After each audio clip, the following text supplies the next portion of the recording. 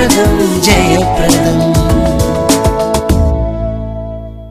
Welcome back to జయప్రదం.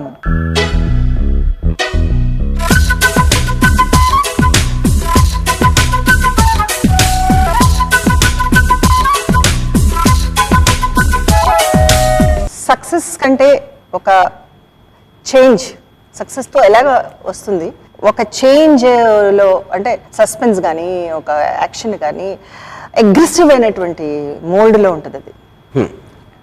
అది only సినిమాలు చూసి లేదంటే బుక్స్ చూస్తేనే రాలేదు.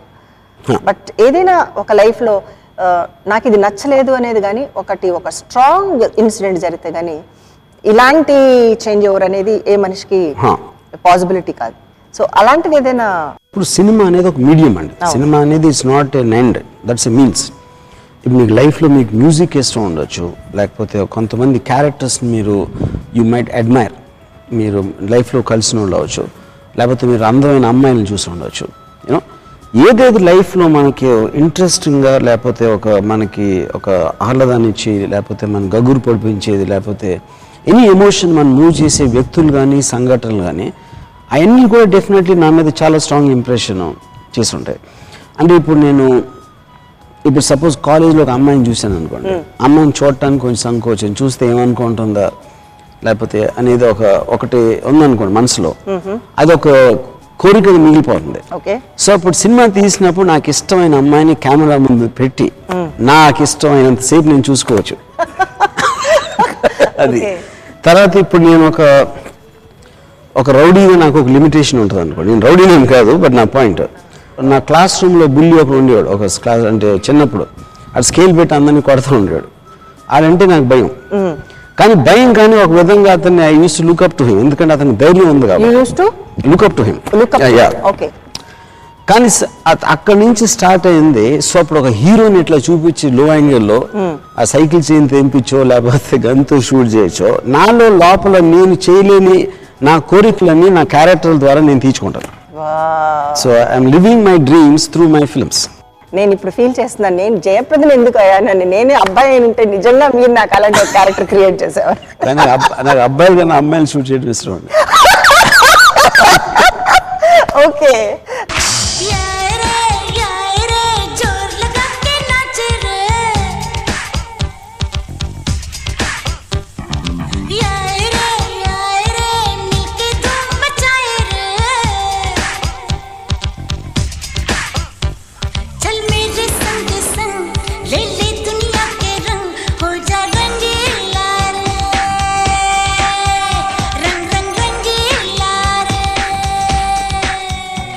I want to change the topic actually.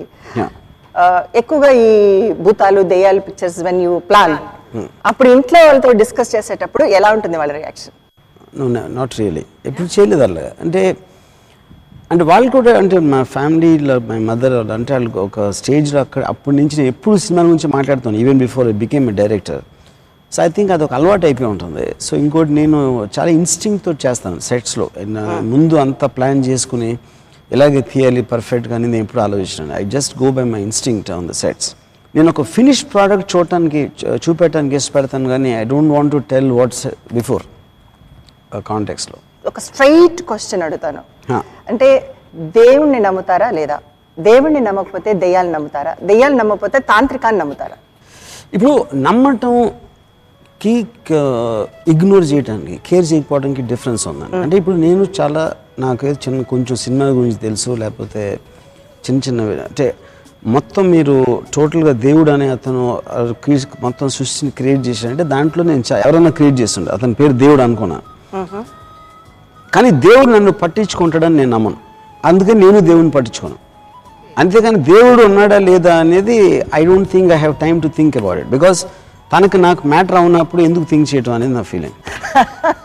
అంటే ఆయన మిమ్మల్ని పట్టించుకోవట్లేదనే డెఫినెట్. ఎందుకంటే ఎందుకు పట్టించుకోవాలి? నాకు దేవుడిని నమ్మేవాడు, దేవుడు అంటే అతను చాలా ఈగోయిస్టిక్ అని మనిషి అని నా నమ్మకం. అంటే ఇన్ని క్రిమికేటకాలు జంతువులు మనుషులు ఉండే మన ఒక్కడిని స్పెషల్గా ఎవరో ఎందుకు చూస్తారా అనేది నా feeling.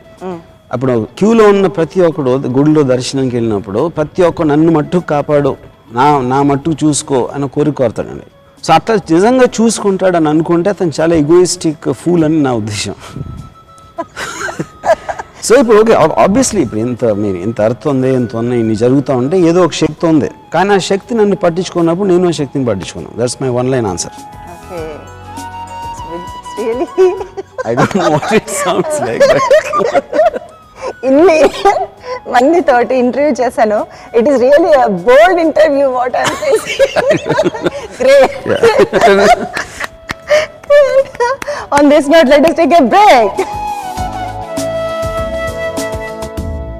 I don't have a feeling about నేను తెలుగు లేకపోతే మా ఫ్యామిలీ ఇది, మా కాస్ట్ ఇది, లేకపోతే మా ఊడు, లేకపోతే నేను ఇండియన్, అట్లాంటి ఫీలింగ్స్ నాకు ఉండవండి. లొకేషన్ చూడటానికి చూసి ఉంటారు సత్య కంపెనీ, అంతేగాని అది ఇన్స్పైర్ అయ్యి స్లమ్ డాగ్ మిలియనీర్ తీసినంత సీన్ ఏం లేదు అక్కడ.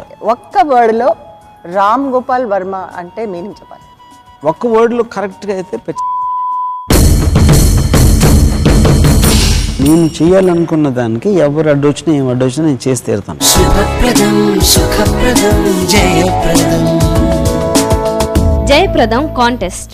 రంగీలా సినిమా సంగీత దర్శకుడు ఎవరు? JY4 మీ ఆన్సర్ టైప్ చేసి 54999616 కి SMS చేయండి. రామ్ గోపాల్ వర్మ జయప్రద ఆటోగ్రాఫ్ చేసిన ఈ ఎపిసోడ్ పర్సనల్ DVD కాపీ గెలుచుకోవచ్చు. కీప్ ఎస్ఎంఎసింగ్.